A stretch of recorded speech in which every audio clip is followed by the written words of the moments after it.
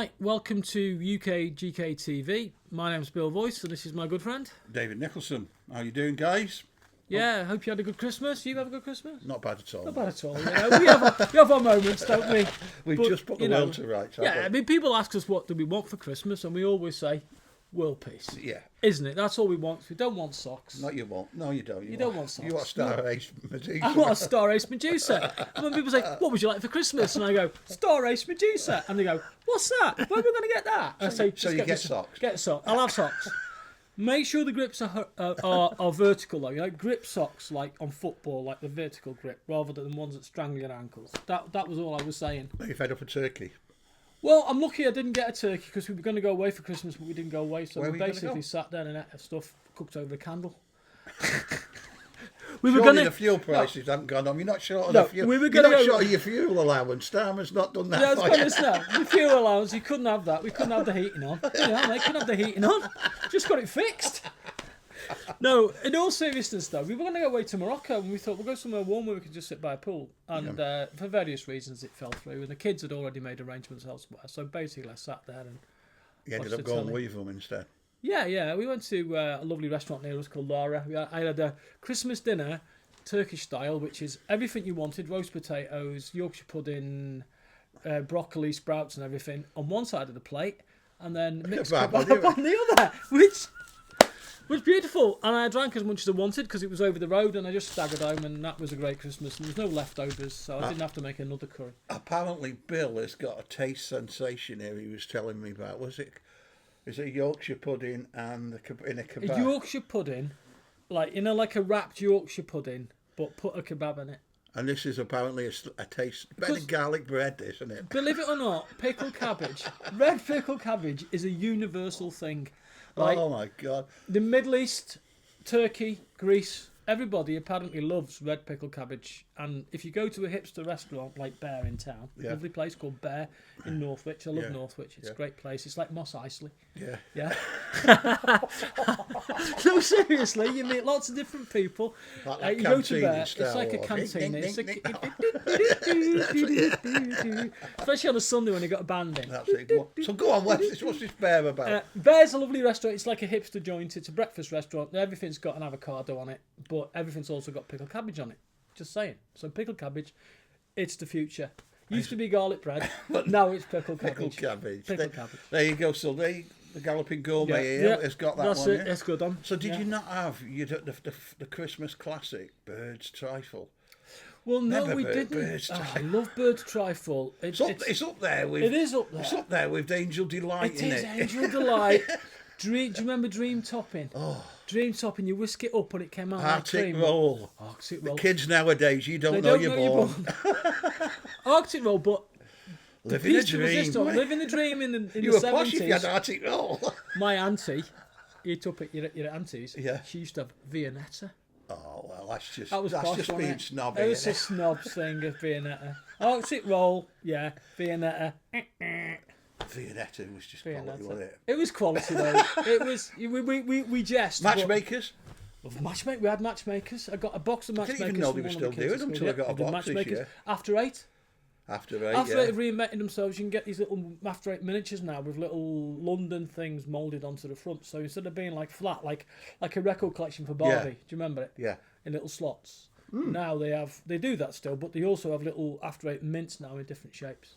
I'll tell you what I've noticed at the selection boxes. They're like that. They used to be massive. Yeah, it's a packaging drive, isn't it now? They've got rid of all. Remember, they used to just be packaging, but they used to have a game on the back that you could cut out. Do you remember? Like Ludo or something. Oh, I'm on about roses and celebrations. Oh no! You know, somebody did a count, and they've counted the content numbers over the last couple of years and the box diameters, and they've definitely been reduced. They're like that. Anybody that had the roses or celebrations or... You could put a sandwich cake in it. Used to use them for cooking. Your mum used to use them for sewing and everything. Yeah, there's always a tin. Dead annoyed when you went in and tried to nick something, and it was just in a box. Yeah. Why's it loading? So anyway, it's just wrappers now. It's mostly wrappers, isn't it? Absolute rubbish. So we hope you're all well, guys. A few things to catch up on. We're coming up to the new year. I thought 2025. 5? That's the one. 2025. 2020. Was I saying that? God, you only- I know, wow. it's too many numbers now, isn't it? 1976 used to trip off the tongue, didn't it? There's lots of stuff coming. Because obviously, as I explained to you last time in the last video, which should be live by, you should, if you've watched it, because of my cataracts being done, things are going well. Mm-hmm. Got another week of recovery, and then I can get the other one done, and then we're well on speed with Harryhausen. It just means I'm going to be really annoying now, and I'm going to be on the case doing all the new stuff. So. That's on case. I'm looking at doing the majority of it in a couple of weeks, so we're going to start up production now, very shortly when everybody's back. So watch this space, guys. So if you paid your deposits and stuff, that should be coming very soon. Lots of projects coming. Lots of projects. Lots of stuff in the post. Yeah, 27. Keep the 27th. I think it was the 27th of September free, because. Again, because I've got time on my hands to get things sorted, I will be on the next video confirming next year's show. Mm-hmm. So 27th is looking the favourite at the moment. Same venue, same place, same time. So it should be pretty good. So things are looking pretty good. We've got quite a lot of projects, new projects to show you. But today, because it was the end of the year, we thought we'd get a little bit nostalgic. Yeah, we're going to call this Raiders of the Lost Archive. We did. As in a kind of like, because sometimes coming in here for me, it's like the end of the Indiana Jones movie where they put the Ark in the warehouse. Yeah. The other room in there, which you're never allowed to go with, the cameras are never allowed to go in because it's top secret. That is like the archive at the end of Raiders. Loads of stuff flying. Oh yeah, loads of stuff. So in that sense, because of this Twixtmas area we've got here, we're going to do a look at a few old Twixtmas, like that. Loving that. I didn't invent that, mate. Where did that come from? It was some kid at school. Twixtmas. It's betwixt. So I thought you meant the Twix bar. Twix bar, yeah. They'd obviously been doing Shakespeare that day, mate. Betwixt Christmas and New Year. So this is like in the old legends that spawned a lot of horror films. This is the time of year that belongs to no one.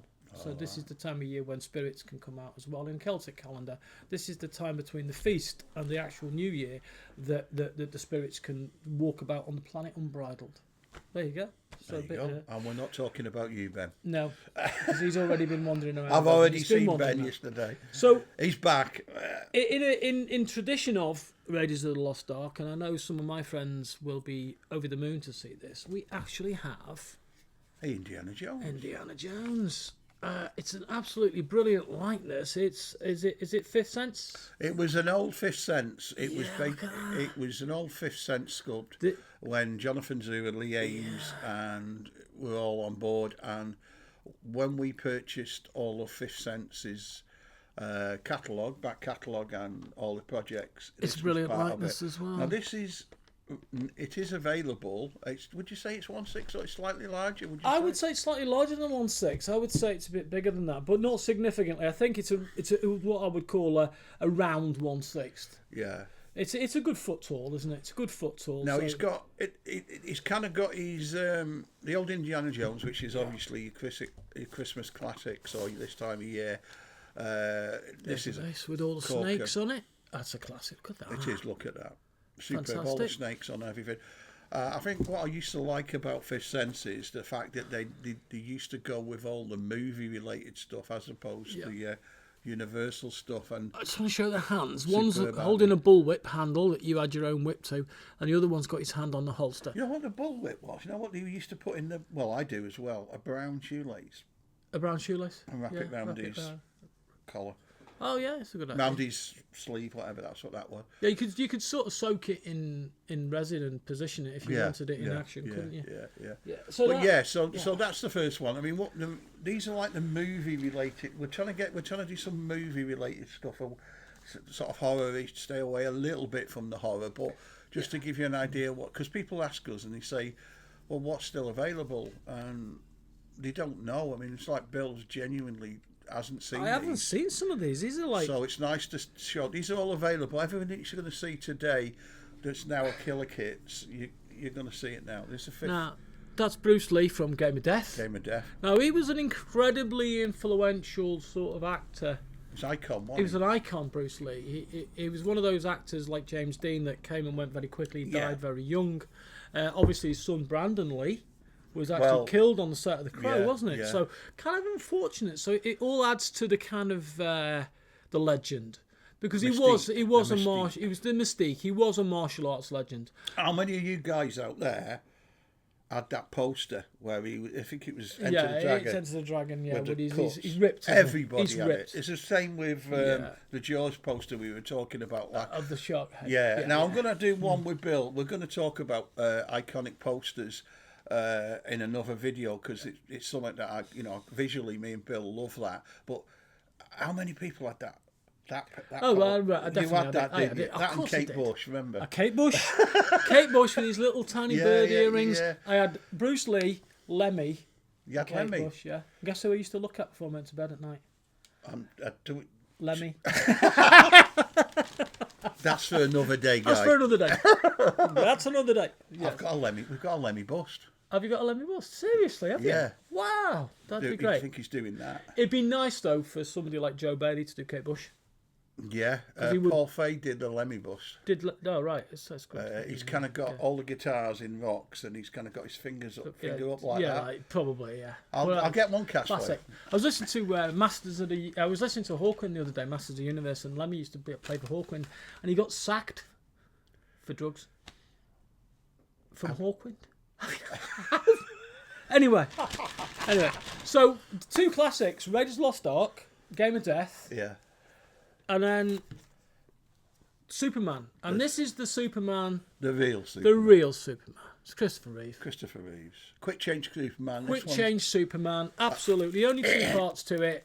It's when he gets into the phone box. Which when he's running, isn't it? He runs. He runs. And then as he takes off, he actually takes off. Changes. In transformation. Yeah. Look at that. That's a lovely. Once again, 5th Sense. Yeah. 5th Sense. It was an originally 5th Sense one. And now it's in production by ourselves.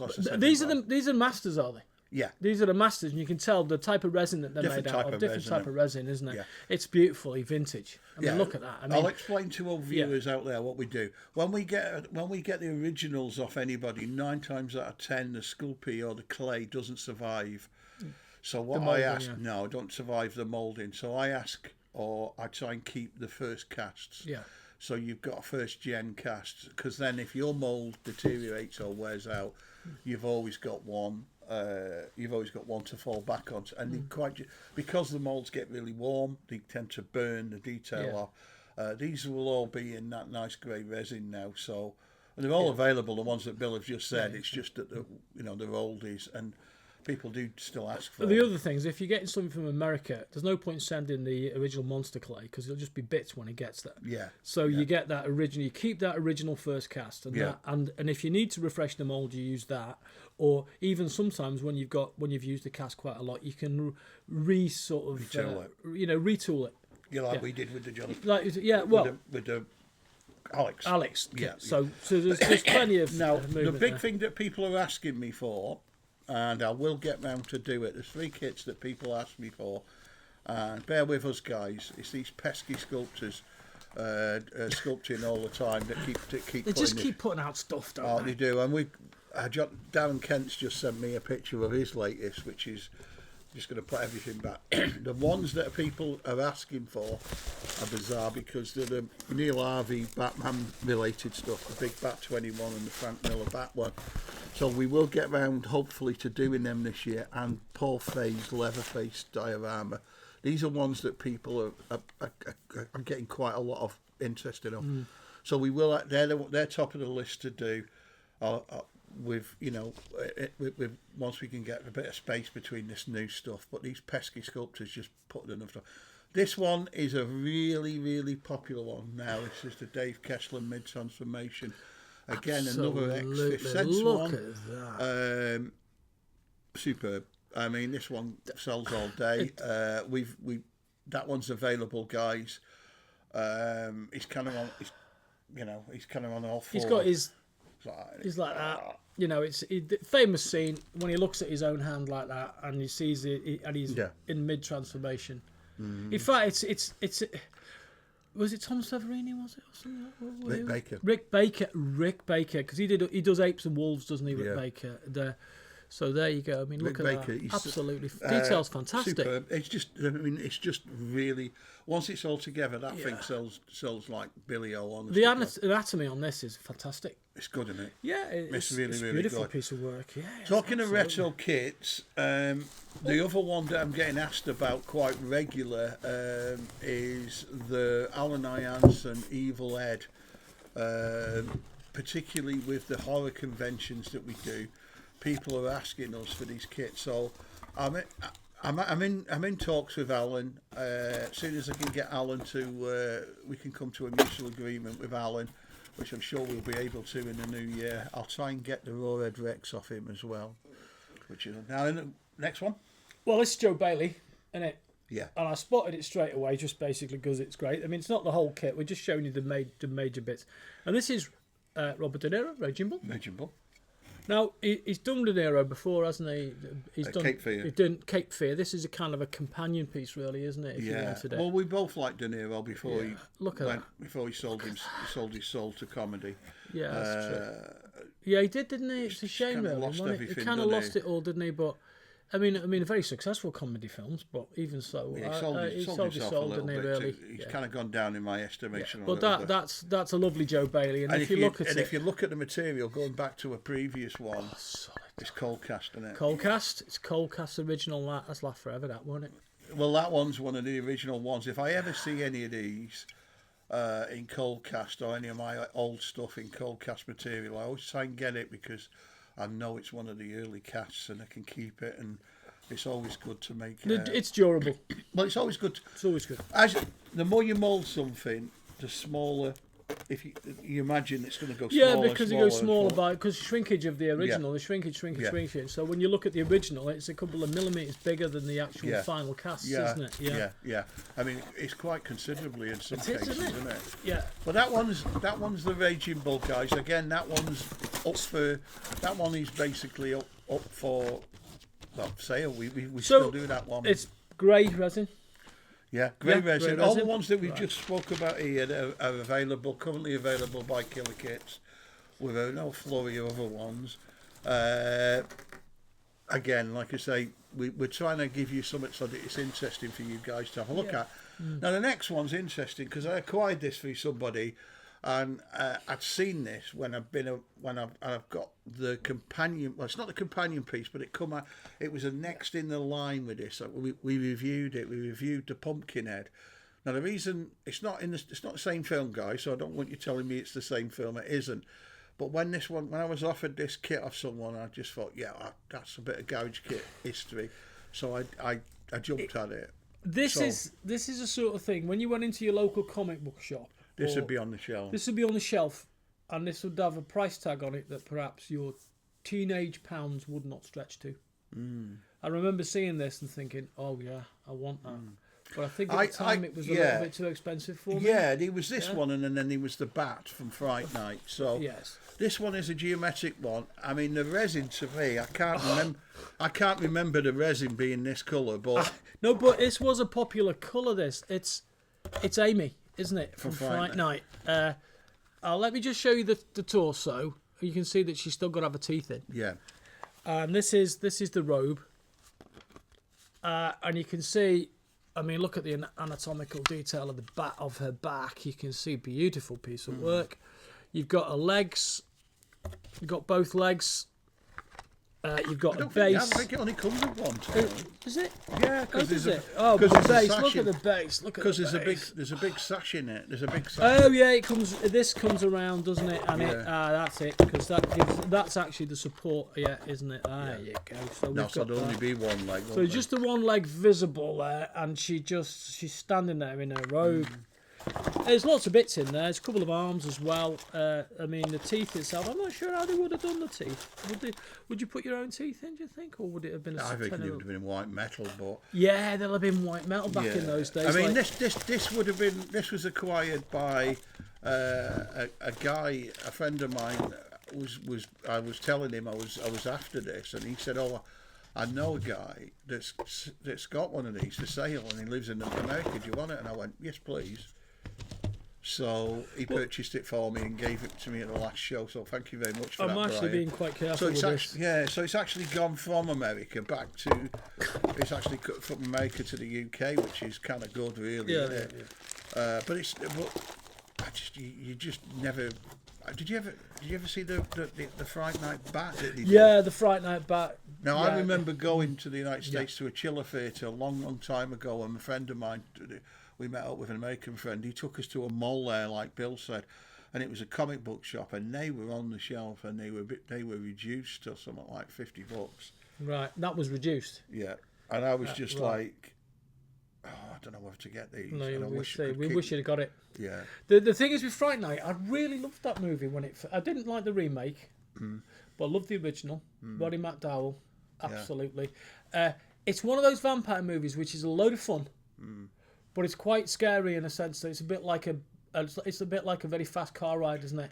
Yeah. You can feel a momentum build up in the movie. There's some really good set pieces in there. Absolutely superb real time effects. Oh yeah. And I'm getting on my hobby horse now.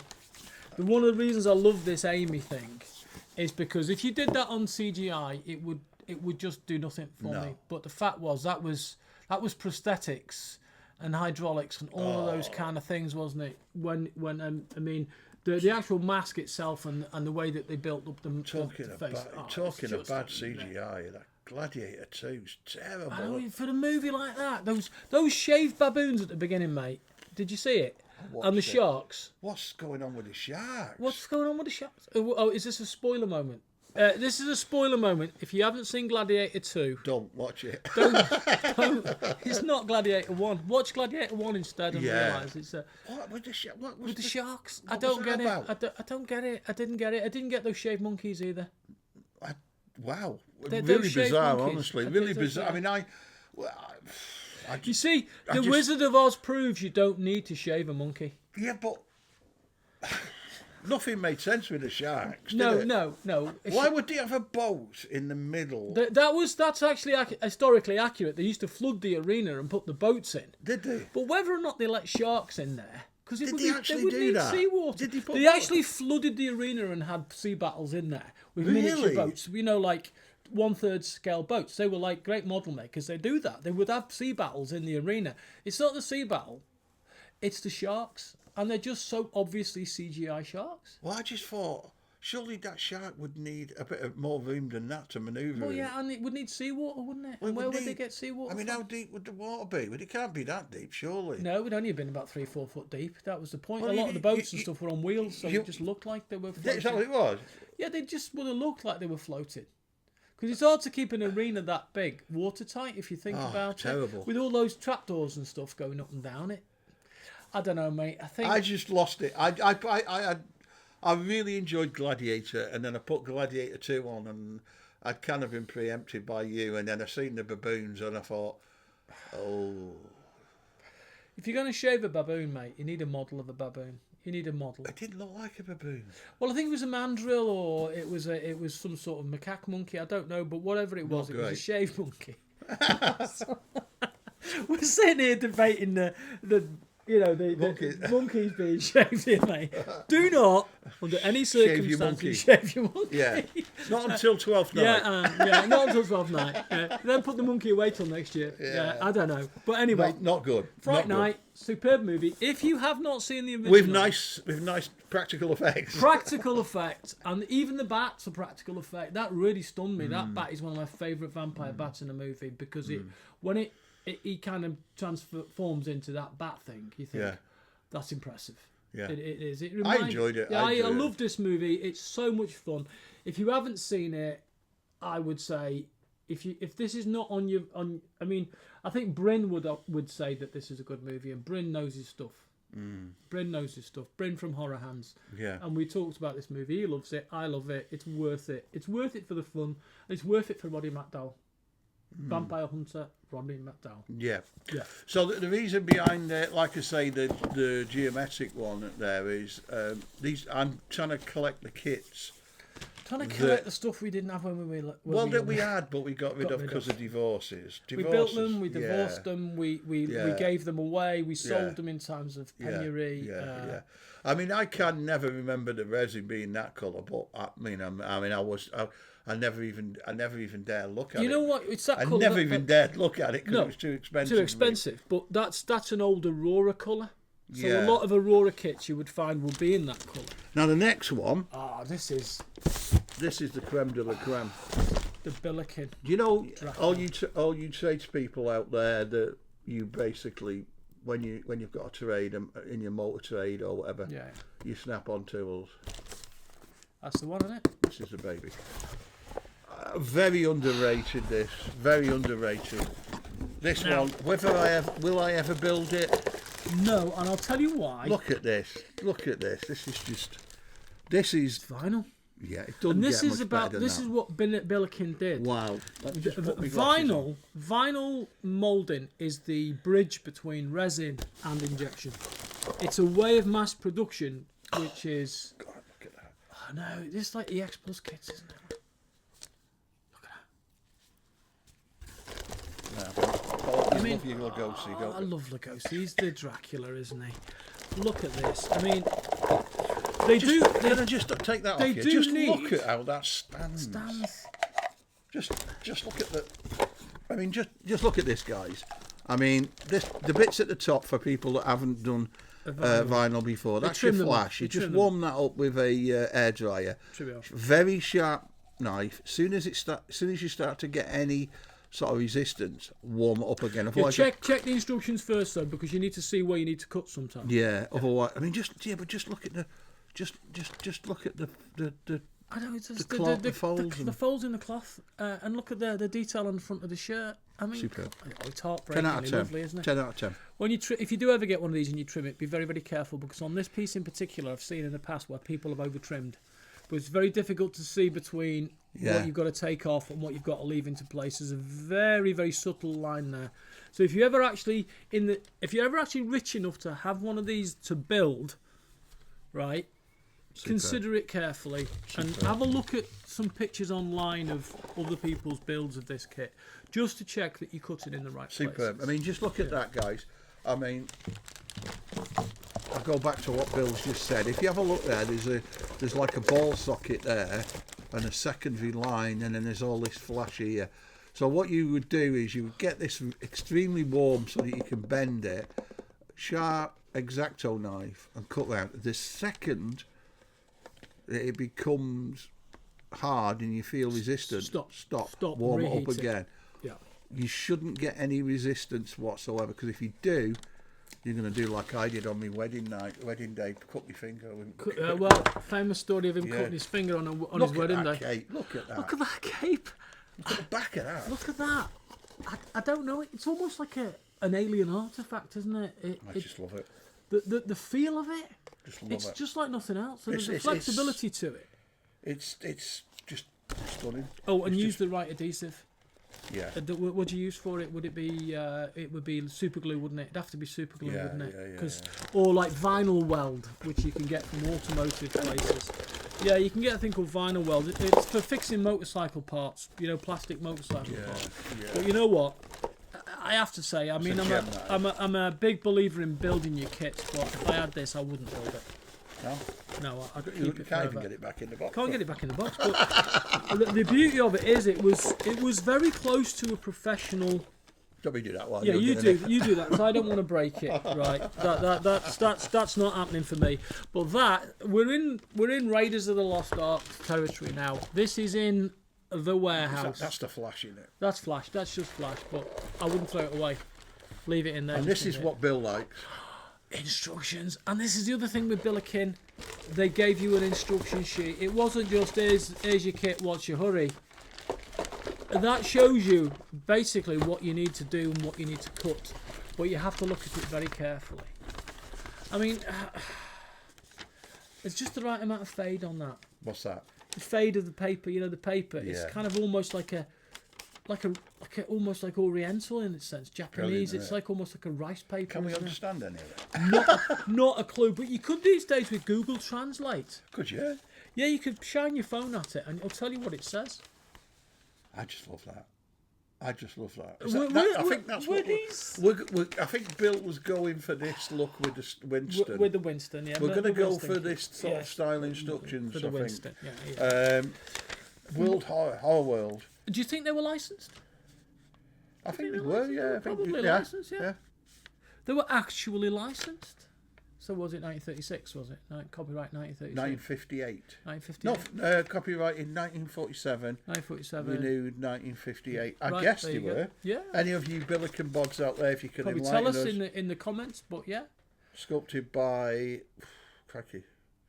No idea. I'm not going to insult Well, when the you guy. think about it, though, this would have been in the time when this was the first real commercialist attempt at a Dracula kit, wasn't it, really? You wouldn't have found anything like that anywhere else. It just looks so good. It just looks so good. I mean, it's simple. I love it. Absolutely. Often copied, but never bettered. Right, our final offering today... It's a big one.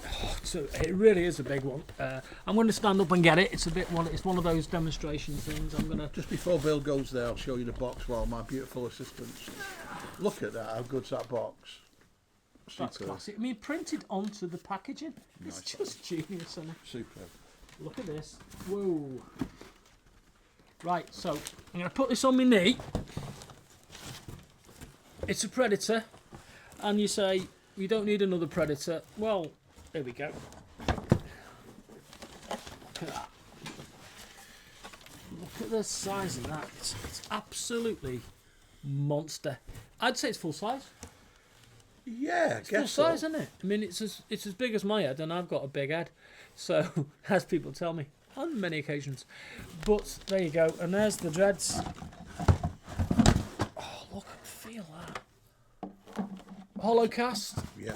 And this is This is Black Art. Black Art. Look at that. This is more like a film prop, isn't it? I'd say so. Yeah. It's more like a prop. There's a key on the back. You can tell we don't do model kits. We don't do many props. We can't do the damn things together. But look at that. There's the jawbone, and there's the teeth, and there's the spikes, isn't there? I mean, when did this first come out? To be honest, a few years ago, but I believe it's sold out. I could be wrong. Contact George Stevenson at Black Art Models just to check on the availability. Tell him Dave and Bill sent you. Wow. It is an absolutely stunning piece. I picked this up. This is one of... I got offered this, and Rachel said I want to paint it, so we bought it. It's just, I mean, if you look at what I like about it as well is it's just the way it's been designed. I mean, look at that. Who would have thought that? It's just a lovely bit of thoughtfulness, isn't it? The way that all the dreads come together. They're very snake-like. I love it. I think it's great. I'm guessing that this was done by Earthbound Studios and cast by them. I might be wrong again. If it is, it's Mark Brokar's work. But Mark's second to none. And if you look, you've got all the little... off the top of his head. Yeah, look, are these injected? They're not injected. No, they're Mark Brokar's done them, so he's... But look, they look injected because they're on a sprue, but... superb. Pressure cast, yeah? Yeah, and you've got all the little bits there. So this one is the Black Art Predator wall hanger. I'm guessing it's life-size. It is. If it's not it's human life-size. If it's nothing else. Yeah, I mean, I'd say life-size. And you get the Predator. He's put a nice little Predator nameplate in it. I guess you could put that underneath it if you got on the wall. Yeah. I would maybe invest. They go. They're little spikes to go like on there, aren't they? They're like porcupine spikes. They're like eyelashes almost, but rigid, aren't they? Again, I would be tempted to put it on a plaque and then have that underneath. Well, we've got one coming out very similar, not a Predator. We've got a Godzilla, which I'm sure Bill will like, I love which is KG. a similar size, and we've got it on with a little. Wow, this is one of those things where every time you look at it, you see more bits, don't you? Yeah. Like I said, guys, just check this one out with George from Black Art. Ironically, George's company previously was Geometric, so we're giving George a bit of a plug today. But he's a good guy, George. He's a good guy. But check that one out to see if that one's available. But we just thought we'd show you some sort of Raiders of the Lost Archives, if you like, resins from the Lost Archive. It just gives you a bit of difference, really. that seems about it for today, guys. Well, it's kind of a full stop at the end of the year, that, isn't it? Yeah. Because we've got plenty of new stuff coming up in the new year. Some of it's really exciting. Some of it's I think it's going to be classic. You got much sculpting plan? I have. I'm actually. I've been 2/3 of the way through a dinosaur now for about 6 months, and I promised myself I'm going to finish it. Get it done. Also, I'm a big fan of Lindbergh dinosaurs, which are really old-fashioned, sort of like very old-fashioned. They're still in production, but they're in dribs and drabs because I don't know what's happening with the Lindbergh company because it's a plastics company in America. But I've had a few ideas about how I can enhance these kits. So I'm back on the. Let's put it this way: I'm back on the dinosaur trail. I really do want something. You've got the itch.